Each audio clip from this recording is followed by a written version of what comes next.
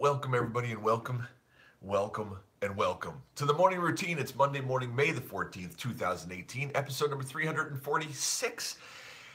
So good to see you this morning. As you can tell, if you're here on video on Facebook or on YouTube, you can see that the background is different. Yes, we have a new setting, a new location, a new place to join together. My office has moved in our home to a different place. I was in a downstairs office. I am now in an upstairs office. So we've gone from the subtle grays and blues of the downstairs to the bright orange, yes, of this office room. So we'll see how long the orange lasts. I think it will last a long time though. So I hope you guys had a fantastic weekend. Happy Mother's Day to all the mothers that are out there. I hope that you had a fantastic day celebrating. Maybe a little extra food, maybe a little flowers to plant. Which is kind of funny that you give mothers flowers, like plantable flowers for Mother's Day, because they require work. So it's like, here, have a great day working out in the yard, which is good for some, but for the ones who don't, it's like a white elephant, gift, I guess. I don't know. So, but anyways, I hope you guys had a fantastic weekend doing whatever it was that you were doing. And I hope you're ready for a new week, to start a new week and go after it. And interesting fact, guys. In 1965, a Senate subcommittee predicted that by 2000, the year 2000, Americans would only be working 20 hours a week with 7 weeks of vacation. So, I don't know, maybe you're embarking on one of your 7 weeks of vacation this week, or maybe you're about to start one of your 20-hour work weeks. Either way, good for you. So, yes, interesting story there, right there. So, I do have some stories for you, though, this morning. Let's move on over and let's get some stories going today. The first story that I have for you is about jobs. Yes. This is out of the NPR. High-paying trade jobs sit empty while high school grads line up for university is the title of the article. This has been an ongoing conversation. If you have not seen the video or heard the audio clip of Mike Ralph from Dirty Jobs talking about this, it's absolutely fantastic. You could probably search it on YouTube or just search it online. He does a great thing about this exact same article. Listen to some of these numbers. It's compelling. Let's say that. Hang on, let me turn my little light a little bit here. Sorry. It's compelling. Some 30 million jobs in the United States that pay an average of $55,000 a year don't require a bachelor's degree. This is 30 million jobs that pay $55,000 a year do not require bachelor degrees. While a shortage of workers is pushing wages higher in the skilled trades, the financial return from a bachelor's degree is softening, even as the price and the average debt in which students come out of college with keeps going up. So cost of bachelor degree is going up. Meanwhile, cost or pay for a job that don't require a bachelor's degree is also going up. Kind of interesting. High school graduates have been so effectively encouraged to get a bachelor's that high-paid jobs requiring shorter and less expensive training are going unfilled. Parents want success for their kids. Obviously, that's why we're willing to make the sacrifice, right? I get it. But they get stuck on a 4-year bachelor's degree, and they're not seeing the shortage there is in tradespeople until they hire a plumber and have to write a check. True story. As soon as you need an electrician or a plumber or a landscaper or anybody like that, and you write a check, all of a sudden you realize, I should have got into that business. But yet then we don't even think past, we have to send our kids to college. There is no other option, right? There is other options. So, but anyways, good jobs in the skilled trades are going begging because students are being almost universally steered to bachelor's degrees. So a giant workforce is being pushed into college. 70% of construction companies nationwide are having problems finding qualified workers. That's construction jobs. Let's see here. Any other facts here? There's that perception of the bachelor's degree being the American dream, the best bang for your buck. The challenge is that in many cases, it has become a fallback. People are going to college without a plan, without a career in mind, because the mindset in high school is just go to college. So I would challenge us all to rethink this. And I'm not saying it's not a bad decision. And this article doesn't say that no way should you go to college. What it is saying is that you should consider what you're doing, the alternatives. And also, do you need to go to college for what it is that you want to do? If you don't know what you want to do, then maybe just jumping into college for no reason is not the best step when you can get into the workforce and be making $55,000 a year without any debt and get a start. And maybe along the way you figure out, you know what? I don't want to do this. And then you know what you want to do. Interesting article. Morningroutine.live, guys. All these articles are right there to read their entirety. There's a lot more facts and figures in that article for you, so I would check that out. But anyways, the next story that we have for you today is, man, my controls for everything we do for the morning routine are reversed. So I used to have a computer and keyboard to my left, and now computer and keyboard to the right. And I'm like, wait a minute. How do I change articles and pictures and all that stuff? Is very confusing. I got to relearn this. The next article we have to do is out of Atlas Obscura. The title of the article is "The U.S. Once Dropped 2 Nuclear Bombs on North Carolina by Accident." I have never heard this before. This is insane, right? Listen to this, guys. In 1961, as John F. Kennedy was inaugurated, Cold War tensions were running high, and the military had planes armed with nuclear weapons in the air constantly. This is 1961. These planes were supposed to be ready to respond to a nuclear attack at any moment.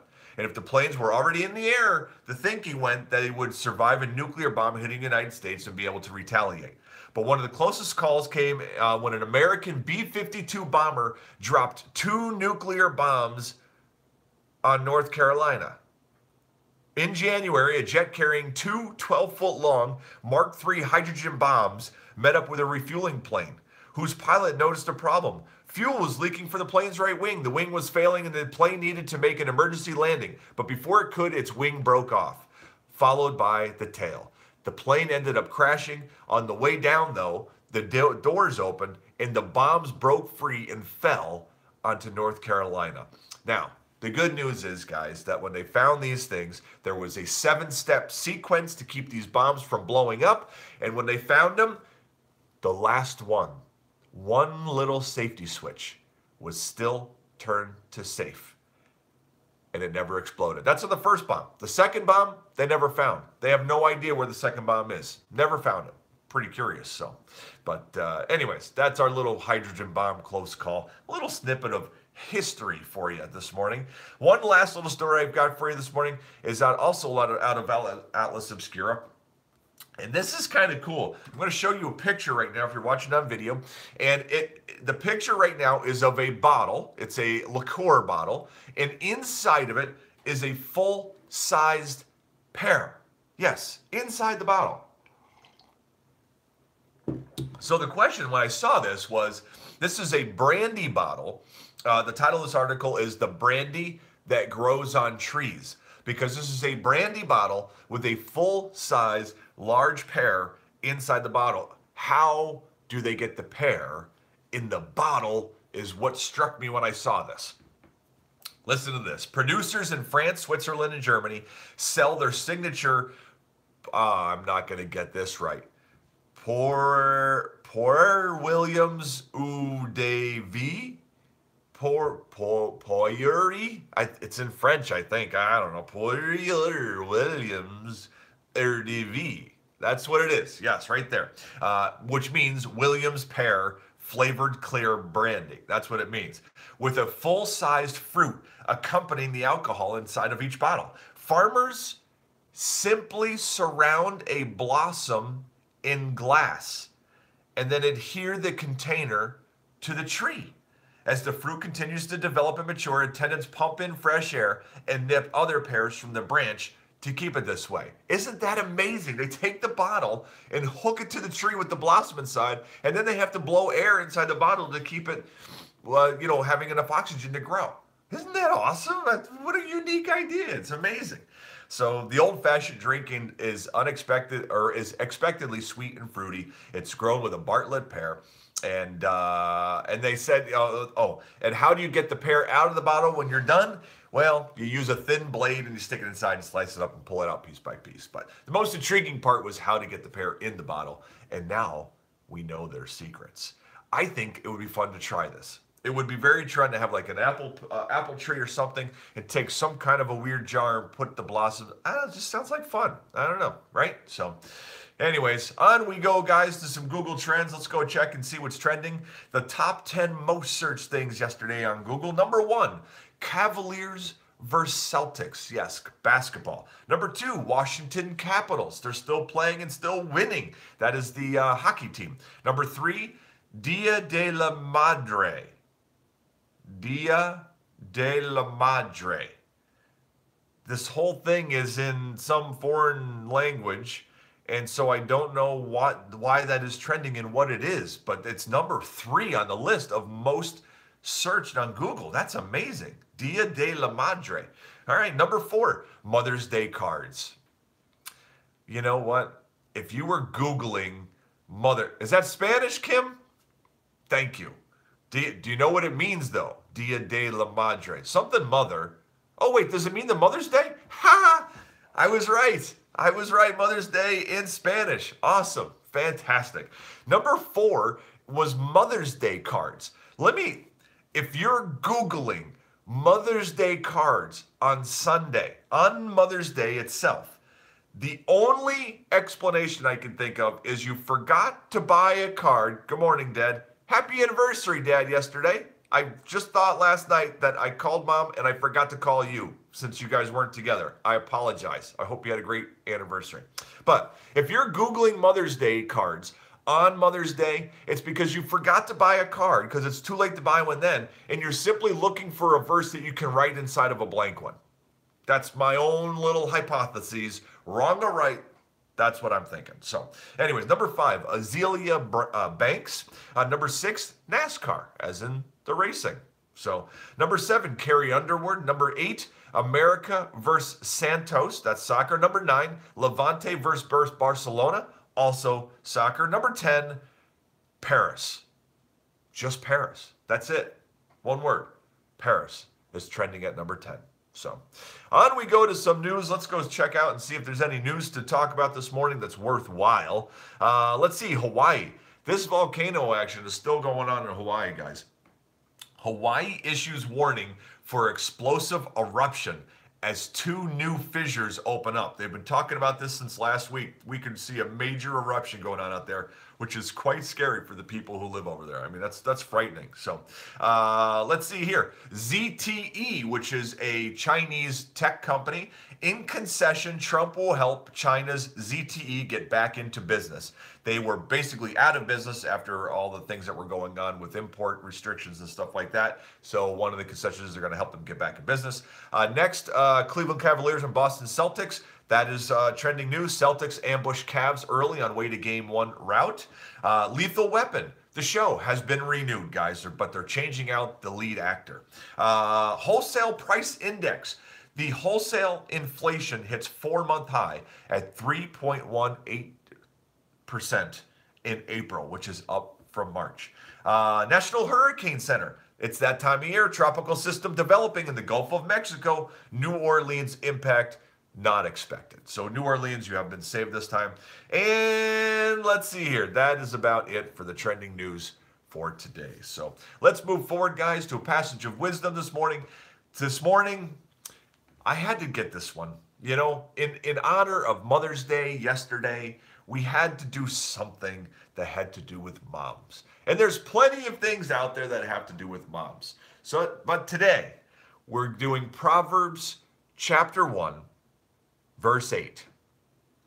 Listen, my son, to your father's instruction, and do not forsake your mother's teaching. We threw Dad in there, you know, he's like an extra on this passage. But this is a very, very, it's a great passage for 2 different reasons. One, let's all think of this as a child. Every single one of us has a mother and a father, but we're focusing on mom for Mother's Day. Every single one of us has parents.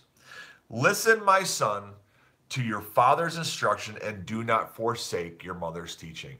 There is so much wisdom in our parents that if we listen to them and ask questions of them and just let them teach us what they've experienced to save us the effort of going through it all over again. As a parent, for many of us, we're parents. We know what that looks like when our kids are doing things where like we just want to keep them from struggling in the ways that we did if they would only listen to me, right? But it's a challenge because if your children are being told and instructed to listen to their father's instruction and do not forsake your mother's teaching, the question is, mothers and fathers, what are we teaching our children? If they're being instructed to listen and to not forsake what they're being taught, what is it that we're teaching? What is the example that they're setting? What are they learning by watching what we do each and every day? How are we instructing them in different ways? Because if they're being told to listen and not forsake, the challenge also falls on us to make sure we're thinking through what we're telling them. So, great passage this morning on both sides, whether we are the mother or the father, or we're the child, and for many, we're both. So, great passage. Let's pray, guys, this morning. Let's get this day started. Father, good morning. Father, we thank you for this Monday morning, yet another week, May the 14th, a new week to start. And yes, Father, the prediction from way back in the 60s did not come true. We are not working 20-hour work weeks. We are working 40-plus hour work weeks. But, Father, help us to use those 40 hours as productive. Father, I was challenged by the message in church this past week when he was talking about other gods before us and how laziness can be a god. And Father, if we only had 20 hours of work to do a week, what would we do with that extra time? Would laziness become our main goal? Father, we're working 40 hours. What are we doing with those 40 hours? Are we using them to go to simply focus on something that we want for ourselves selfishly? Or are we using those 40 hours to help other people? Whether it's focusing on what your plan is for our life and our family's life, whether it's taking the opportunity to affect other people's lives that we're interacting with on the phones or in person or whatever it is during those working hours.